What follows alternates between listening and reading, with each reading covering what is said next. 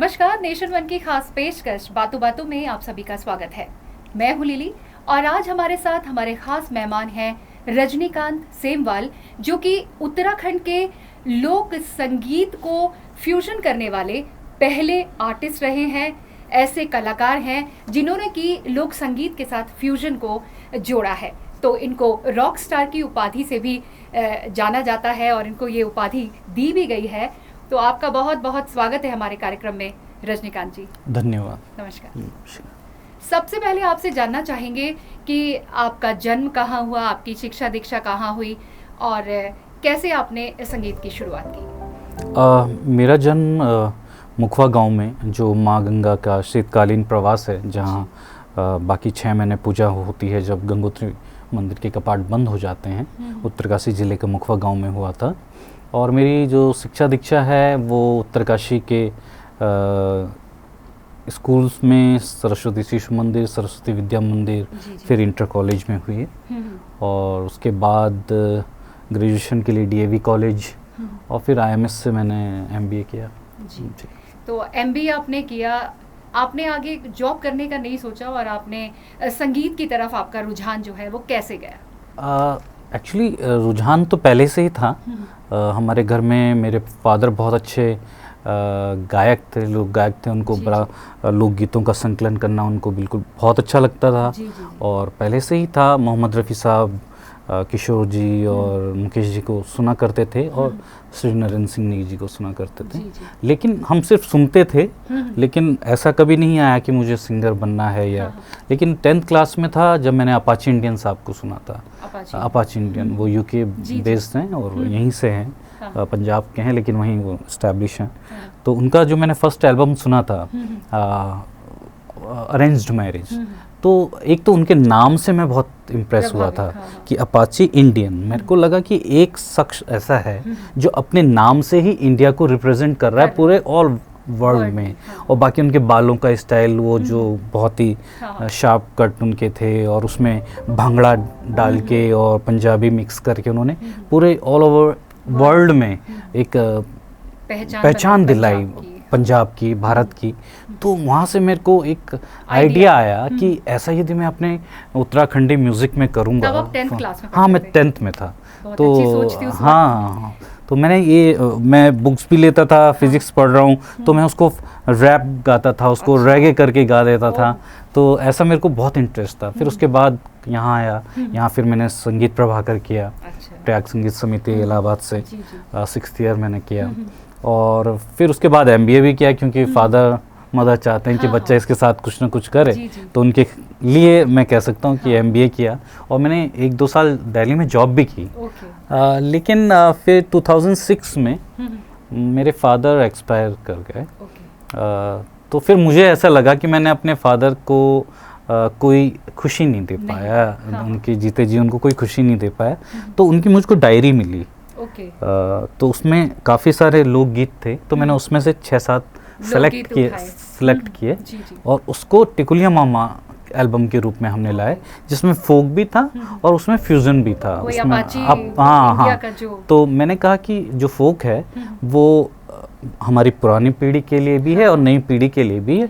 और जो हम फ्यूज़न कर रहे हैं या कुछ नए बदलाव के साथ लोक संगीत को दे रहे हैं, तो वो नई पीढ़ी के लिए हैं जो कट रहे हैं। क्योंकि वो हमारे संगीत से दूर हो रहे हैं। तो उनके लिए कुछ ऐसा रास्ता कि वो अपनी कल्चर की तरफ वापस आए। तो फिर वो मतलब फ्यूजन जो आपका एक आइडिया रहा है, जो बदलाव आपने लोक संगीत के साथ छेड़छाड़ करने के बाद किया है, क्योंकि जो पुराने पीढ़ी के लोग हैं, आपको उनका एक नजरिया जो रहा होगा वो भी आपने झेला ही होगा। उन्होंने ये आपको कहा होगा कि आप लोक संगीत के साथ ये इस तरह की छेड़छाड़ क्यों कर रहे हैं। क्योंकि बदलाव तभी एक आगे कामयाब होता है जब वो किसी चरम पर पहुंच जाए, शिखर पर पहुंच जाए। तो जब इस तरीके के बदलाव आप कर रहे थे तो किस तरह का आपको लोगों का विरोध झेलना पड़ा? विरोध तो घर से ही शुरू हो जाता था, क्योंकि फादर के साथ सारी मित्र मंडली उनकी म्यूजिक वाली रहती थी। तो वो गाना गाया करते थे फोक स्टाइल में। तो मैं स्कूल से आ रहा हूँ और देख रहा हूँ सब बैठे हुए हैं, तो मैं बोलता था ये क्या है, ये तो एक जैसा लगता है मुझे सब चीज़ें, कुछ इसमें वेरिएशन नया होना चाहिए। तो मेरे फादर बोलते थे अच्छा तू ही बता कि क्या करना चाहिए। तो मैं जो उनकी लोकगीत होता था उसको हिप हॉप करके गाने लगता था। उसको आप लाउंज मिक्स करके गाने लगता था। मतलब आपके दिमाग में वो बात बचपन से ही थी कि आपको अपने संगीत के साथ थोड़ा छेड़छाड़ करके इसको बहुत दूर तक ले जाना है, जिससे कि ये बहुत दूर जाए, इसके लिए आपने वो बदलाव। उस समय ये था, मुझे खुद अपने घर के बच्चों को देख के लगता था कि वो उस समय मैडोना सुनते थे, अपाची इंडियन सुनते थे, उस समय जितने भी माइकल जैक्सन सुनते थे, तो क्या उनके गांव में उनके बच्चे हमारे पहाड़ी म्यूजिक सुनता था? ये बहुत बड़ी सोच थी उस समय। हाँ, मुझे बहुत ही अंदर तक गहराई से लगती थी ये बात कि जैसे शकीरा का गाना वाका वाका हो या जो भी गाना है वो हमारे गांव में बच्चा बच्चा सुनता है, लेकिन क्या हमारा फोक शकीरा के गांव में कोई सुनता होगा? नहीं। तो मेरी ये सोच थी कि इसमें कुछ हल्का सा बदलाव करके इसको उस लेवल पे ले जाना चाहिए। आज मैं प्रयास कर रहा हूँ, कोई और प्रयास कर रहा है, कभी ना कभी तो कोई ऐसा आगे पीढ़ी का आएगा जो उस चीज को इंटरनेशनल लेवल पे जाएगा। हाँ, एक सीडी हम बना दे, बाकी और सीढ़ियाँ फिर और सिंगर करते रहेंगे। तो यही मेरी भावना थी और इसके लिए मैंने काम किया। बहुत अच्छा आपने किया, और आपने विदेशों में भी जो है कई बार अपने कार्यक्रम दिए हैं। तो जब आप विदेशों में जाते हैं तो किस तरीके की लोगों की प्रतिक्रिया होती है? जो उत्तराखंडी आपके विदेशों में बसे हुए हैं, उनकी किस तरीके की सोच है अपने उत्तराखंडी संगीत को लेकर, और जो बदलाव आपने किया उसको लेकर? जहाँ तक मैं पोलैंड में बहुत शो किए हैं और वहीं के आर्टिस्ट येगेलोन यूनिवर्सिटी के जो स्टूडेंट हैं उनके साथ प्रैक्टिस की है, पोस्तुका छुमा और मेरी सुनीता, तो उनको ज़्यादा फोक में इंटरेस्ट है क्योंकि वो तो उन्होंने तो वो चीज़ सुन ली है, अब उनको ज़रूरत नहीं है। तो वो तो उनको पॉप नहीं चाहिए, उनको वो नहीं चाहिए, वो ट्रेडिशनल की तरफ जाते हैं, वो जा रहे हैं। तो आप कहीं ना कहीं जो है आप पूरी तरह से अपने संगीत को पहुंचाने में सक्षम रहे, कामयाब हुए हैं। यदि आप कह रहे हैं कि वो हमारे लोक संगीत को जो है उसको ट्रेडिशन की तरफ आना चाह रहे हैं। हाँ, क्योंकि उन्होंने तो पॉप देख दिए है ना, वो तो अति हो गया उनके लिए।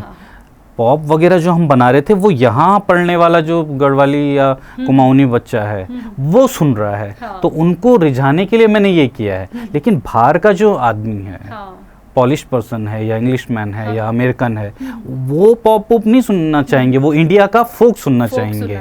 तो उनके लिए हम फोक दे रहे हैं और यहाँ के बच्चों को हम वो दे रहे हैं ताकि वो प्योर वाला फोक भी सुने, वो उसको शर्माए ना। बहुत अच्छी आपकी सोच है। और इस तरीके से यदि हमारे उत्तराखंड में और भी जो नवोदित कलाकार हैं या जो आगे आने वाली पीढ़ी में संगीत को अपना कैरियर बनाना चाहते हैं, यदि वो अपनी संस्कृति और अपनी सभ्यता को संजो कर रखेंगे और साथ साथ उसमें कुछ जैसा कि पुट इन्होंने पाश्चात्य का दिया है, उससे वो उसको विश्व पटल तक भी आगे ले जा सकते हैं। ये आपने बहुत अच्छी बात कही।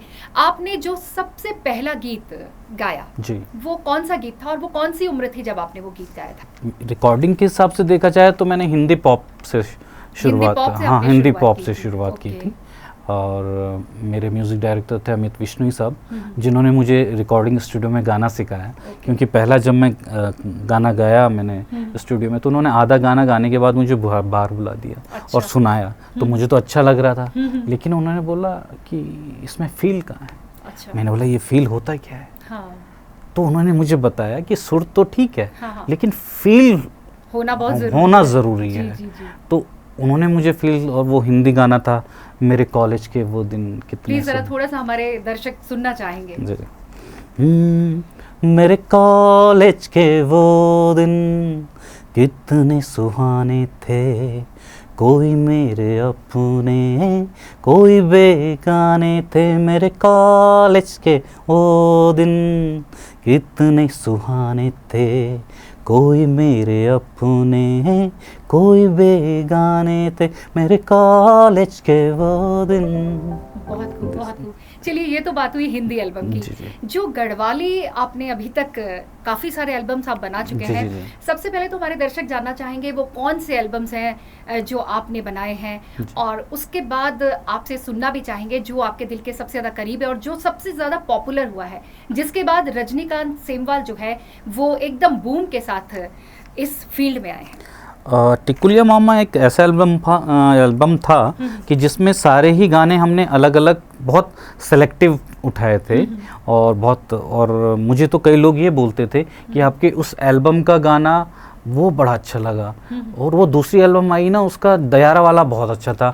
और जो तीसरी एल्बम थी उसका सुनीता वाला, उनको बताना पड़ता था कि ये सब एक ही एल्बम के हैं। अमन ऐसा हुआ करता था पहले कि एक दो गाने एल्बम में हिट रखे जाते थे और बाकी लेकिन उसमें हमने ऐसा किया कि वो सारे गाने हिट गए। आपका टिकुलिया मामा वाकई में बहुत ज्यादा प्रसिद्ध है उत्तराखंड में भी और विदेशों में भी, तो टिकुलिया मामा के कुछ गीत हो जाएं। जी जी बिल्कुल। उसमें दयारा की सुंदरता को लेके हम लोगों ने एक फोक है जो उत्तरकाशी दयारा बुग्याल है, उसमें है हमारा दयारा छोट बड़ा बुग्याल झूमे लो, हमारा दयारा छोट बड़ा बुग्याल झूमे लो, हमारा पहाड़ा छोट बड़ा ताल झूमे लो, हमारा पहाड़ा छोट बड़ा ताल झूमे लो, झूमे लो, झूमे लो, झूमे लो, झूमे लो, झूमे लो, झूमे लो, झूमे लो, झूमे लो, भटाड़ी ना उठी सीधा यारा पहुँच झूमे लो, भटाड़ी ना उठी सीधा यारा पहुँच झूमे लो। चलिए ये तो दयारा के ऊपर गीत हुआ जो कि उत्तरकाशी का फोक है। हाँ जी। अब और कौन कौन से गीत हैं टिकुलिया मामा के एल्बम में जो बहुत ज़्यादा पॉपुलर हैं और लोग आपसे हर वक्त वही गीत सुनने की इच्छा रखते हैं? उसका हे रमिया बहुत फेमस हुआ था। हाँ हे रमिया वो पॉप में हम लोगों ने। हाँ जी। हे रमिये किण तेरू नाम किण तेरी दो घरिये, हे रमिये किण तेरू नाम किण तेरी दो घरिये, हे रमिये नाम मेरो बल चाकर गौ मेरो बांसुआ। बहुत खूबसूरत, बहुत खूबसूरत। इसके अलावा और कौन सा गीत था आपका जो टिकुलिया मामा का फेमस था? और बाकी और भी एल्बम्स आपने किए हैं। हाँ, इसमें आपके दिल के कौन सा गीत अभी तक का जो आपके दिल के बहुत करीब है और जिसको आप किसी भी वक्त गाने के लिए तैयार रहते हैं? गायक के लिए उसके द्वारा गाए हुए सभी गाने इम्पोर्टेंट हैं, कुछ गीत और बहुत ज्यादा आपके दिल के करीब होते हैं। मेरे गाने सभी उनके साथ आपकी कुछ यादें बड़ी जुड़ी होती हैं। सारे गीत मेरे दिल के करीब हैं, मैं तो आपको सारे सुना। तो उसमें लोण भरी दोण है, मेरी सुनीता है। मेरी सुनीता जो है वो थोड़ा गाइए आप। मेरी सुनीता रेशमी बांधे हाय तेरो रुमाला, मेरी सुनीता रात बिया दी करे दी कमाला, मेरी सुनीता रेशमी बांधे हाय तेरो रुमाला, मेरी सुनीता रात बिया दी करे दी कमाला, मेरी सुनीता पाकी जाले बागोरे केले, मेरी सुनीता आई जाले कौंडरे मेले। आपने इतने गीत गाए हैं, आपने पहाड़ों में बहुत शूट भी किया है, जो आपके एल्बम्स देखने को मिलते हैं उनमें बहुत ज़्यादा खूबसूरती जो है पहाड़ की देखने को मिलती है। खूबसूरती के अलावा जब आप अपने गीतों को स्वर देते हैं या गीत आप लिखते हैं, जो भी लिखे जाते हैं आपके गीत, क्या उनमें कुछ खास उत्तराखंड इन पहाड़ों के दर्द को भी आपने कभी इन अपने गीतों में उकेरा है? अभी तक तो मेरे गाने लोकगीत जो रहे हैं वो पहाड़ की सुंदरता पे दयारा बुग्याल रहा है, और बाकी हे रमिये हो गया आपका, लोण भरी दोण हो गया, ये एक लोक प्यार के गीत हैं, प्रेम गीत हैं, फोक है। और मैसेज वाला कोई अभी मैंने ऐसा कोई खुदेड़ गीत आपने अभी तक अपने एल्बम में गाया है? हाँ मैंने गाया है। वो खुदेड़ गीत थोड़ा यदि आपको याद हो। ये बिल्कुल खुदेड़ गीत है। ये एक जो हमारे यहाँ महिलाएं होती हैं शादीशुदा, उनका वो अपने मायके को याद करते हुए तो हाँ काटने जाती हैं। तो एक महीना होता है चैत का कि उस समय मायके वाले आते हैं और ले जाते हैं, तो वो भूल जाते हैं गांव के उनके परिवार के। तो वो कफू एक पक्षी होता है, उससे वो बात कर रही है। तो उसी पे है कि सुनना चाहिए। बसला म्यारा कफू मेरा मैं तकी बिल्या, बसला म्यारा कफू मेरा मैं तकी दिशा, बसला म्यारा कफू मेरा मैं तकी बिल्या, बसला म्यारा कफू मेरा मैं तकी दिशा, मेरू बाबा सुनलू आंगुड़ी भेजलू, मेरू बाबा सुनलू मैं तब दीन्यालू, बसला म्यारा कफू मेरा मैं तकी दिशा, बसला म्यारा कफू मेरा मैं तकी बिल्या। बहुत खूबसूरत, बहुत ही खूबसूरत। मन कर रहा है बस आपके गीत सुनते रहें। बिना संगीत के भी जो लोकगीत है उनकी खूबसूरती ये होती है कि बिना संगीत के भी वो बहुत मधुर लगते हैं। उसके पीछे रीज़न ये था कि वो किसी एक के द्वारा निर्मित नहीं थे। हाँ।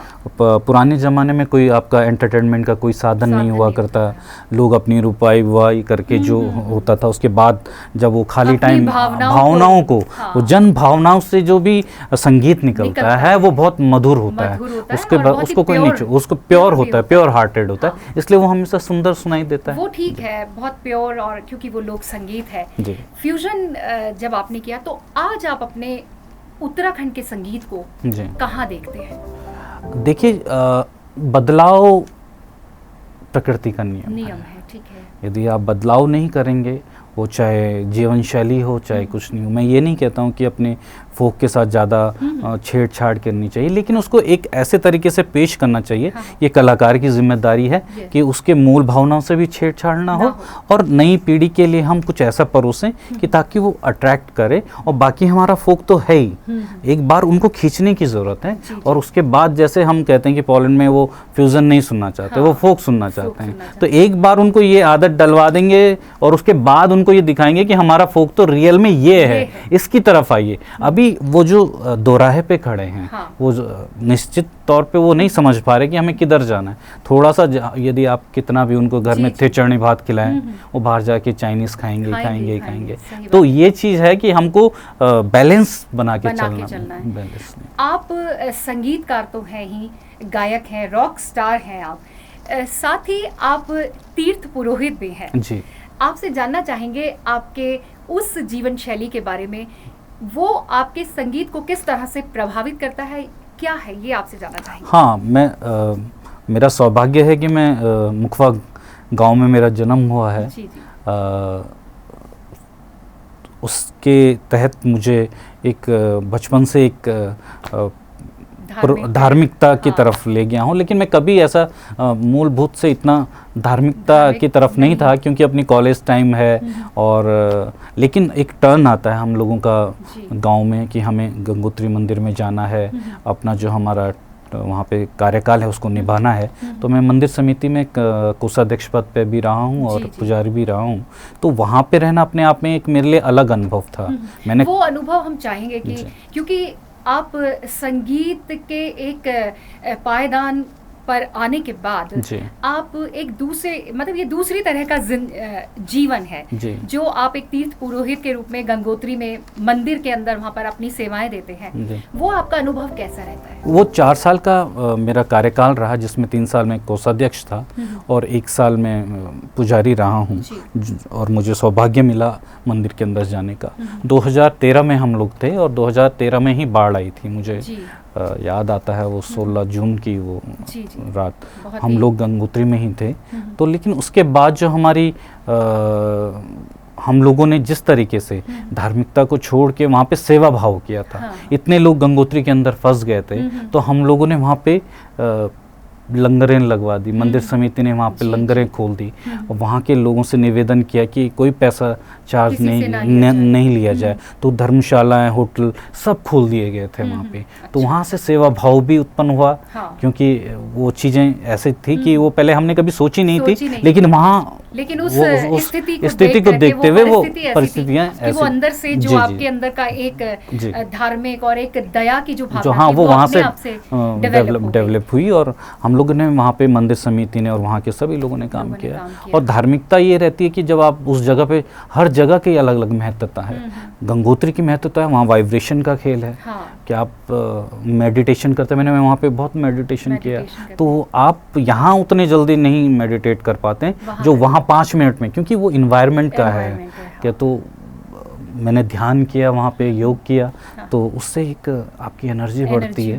तो उससे मैंने फिर गंगा भजन की तरफ मुड़ गया। तो आपने, हाँ अभी आपसे बात हो रही थी तो आप बता रहे थे कि आपने कुछ भजन भी गाए हैं। आपने आपदा जब आई थी, अभी आपने आपदा की बात करी, उस वक्त भी आपने कोई गीत आपदा के ऊपर, हाँ केदारनाथ डिजास्टर पे गाया था। अभी तो मैं उसको भूल गया हूँ, लेकिन मैं भजन आपको सुना सकता हूँ। आप प्लीज देखिए, रॉक स्टार जो है वो भजन भी गा सकते हैं। ये रजनीकांत सेमवाल हैं जो कि फ्यूजन करते हैं, और इसीलिए आप इतने ज़्यादा पॉपुलर भी हैं। तो सुनना चाहेंगे। जलसा है जो गंगोत्री यात्रा होती है, माँ गंगा की डोली शीतकालीन प्रवास मुखवा से, उसको जलसा कहते हैं। सेलिब्रेशन उस पे ही हमने भजन किया था। तेरा जलसा निराला माँ, बोले शिव का शिवाला माँ, ओ बोले फूल भी कलियाँ भी, ओ बोले मुखवा की गलियाँ भी, हो भोले सजे हैं तो चंडी सजी है तो भैरवनाथ की घाटी, हो डोली में बैठ के प्यारी सजी है रे गंगा माँ जगदाती, हो तेरा रूप है सादा माँ, हो जैसे सूरज की आभा माँ। बहुत खूबसूरत। इस तरीके के गीत सुनकर लगता है कि क्या रजनीकांत फ्यूजन भी गा सकते हैं। आपने जो फ्यूजन किए हैं, जो आपने रॉक स्टार की आपको पदवी लोगों ने दी है, आपको और भी बहुत से सम्मान जो है मिले होंगे, कौन से वो सम्मान रहे हैं? मेरी दृष्टि में सबसे बड़ा सम्मान होता है हमारे सुनने वाले दर्शक जो हैं, श्रोतागण, उनके जब मैसेज आते हैं या वो फ़ोन कॉल करते हैं कि आप इतना अच्छा गाते हैं, आपको और गाने गाने चाहिए, तो मेरे लिए सबसे बड़ा सम्मान वो है। वो तो खैर है बाकी सबसे बड़ा सम्मान, हाँ, बाकी पोलैंड में मुझे IPCC इंडो पॉली कमेटी से मुझे अवार्ड, प्रशस्ति पत्र और अवार्ड मिला है। दुबई में मुझे अवार्ड दिया है, और बाकी दिल्ली और उत्तराखंड में तो मिलते ही रहते हैं। एक चीज आपसे जानना चाहेंगे, जो हमारी युवा पीढ़ी है उनके लिए आप धरोहर के तौर पर क्या कुछ करना चाहेंगे? क्या आप कोई एक स्कूल खोलना चाहेंगे जहां जो आपने प्रैक्टिकली आपने जो किया है प्रयोग अपने लोक संगीत के साथ, क्या आप उन बच्चों को भी वो सिखाना चाहेंगे कि किस तरह से आप, जिससे कि वो शैली खत्म ना हो जाए? स्कूल में अपने आप को इतना सक्षम नहीं मानता हूँ, क्योंकि मैं मानता हूँ कि मैं एक कलाकार तो बन सकता हूँ लेकिन शिक्षक नहीं बन सकता, क्योंकि शिक्षक बनने के लिए बहुत बलिदान की ज़रूरत होती है, बहुत गुण होना चाहिए, बहुत नॉलेज होना चाहिए। मुझे इतना ज़्यादा ना नॉलेज है, ना मैं इतना गुणी हूँ। हाँ, भगवान ने मुझे, गंगा माँ ने मुझे थोड़ी सी आवाज़ दी है जो हम गानों के ज़रिए समाज को दे सकते हैं, लेकिन शिक्षक बनना आसान नहीं है। मैं शिक्षक को सबसे ऊपर मानता हूँ, क्योंकि शिक्षक 1000 गायक पैदा कर सकता है, लेकिन 1000 गायक एक शिक्षक पैदा नहीं कर सकता। ये बहुत बड़ी सोच है। युवा पीढ़ी को क्या संदेश देना चाहेंगे? युवा पीढ़ी को संदेश देना चाहूँगा कि वो कुछ भी करें, लेकिन पूरी नियति साफ होनी चाहिए, नियत साफ होनी चाहिए अपने फ्यूचर को लेके। आप पॉप बना रहे हो, वो कर रहे हो, कुछ भी कर रहे हो, और उनको रोको मत, उनको करने दीजिए, उनको एक्सपेरिमेंट करने दीजिए। आप रोकेंगे तो उनका जो प्रतिभा है ना, वो दब जाएगी। अब देखिए, आज हम टेलीविज़न के किस दौर में पहुंच गए हैं, डिजिटल इंडिया की। यदि हम बदलाव न करते, एक्सपेरिमेंट न करते, आज हम मोबाइल हैं, यदि एक्सपेरिमेंट, ये बल्ब जल रहे हैं, कैमरा जल रहे हैं, यदि एक्सपेरिमेंट ना होते तो हम इस युग में पहुंच पाते, यदि रोक देते तो नहीं। उनको करने दीजिए, तो बच्चों मतलब की प्रतिभा को। रजनीकांत सेमवाल ये कहना चाहते हैं, बातों बातों में निकलकर ये आता है कि जो हमारी नई जनरेशन है, जो हमारी नई पीढ़ी है, उसको माता पिता को रोकना नहीं चाहिए। यदि आपको लगता है कि उसके अंदर किसी तरह का कोई एक विशेष गुण है तो उसको, उसकी प्रतिभा को आगे निखारने में यदि आप उनकी मदद कर सकते हैं तो बहुत अच्छी बात है। नहीं तो अपने बच्चों को यदि वो खुद कुछ करना चाहते हैं तो उन्हें करने दीजिए, उनकी क्षमताओं पर शक ना करें। तो बातों बातों में आज आप हमारे इस कार्यक्रम में आए, आपने बहुत सारे गीत सुनाए, बहुत सारी बातें करी, आपका बहुत बहुत शुक्रिया। बहुत बहुत धन्यवाद। नमस्कार। नमस्कार। तो दर्शकों, आज हमारे साथ रॉक स्टार, फ्यूजन और लोक संगीत जो है, जिन्होंने एक नए आयाम इसको दिए हैं, वो हमारे साथ रजनीकांत सेमवाल मौजूद थे।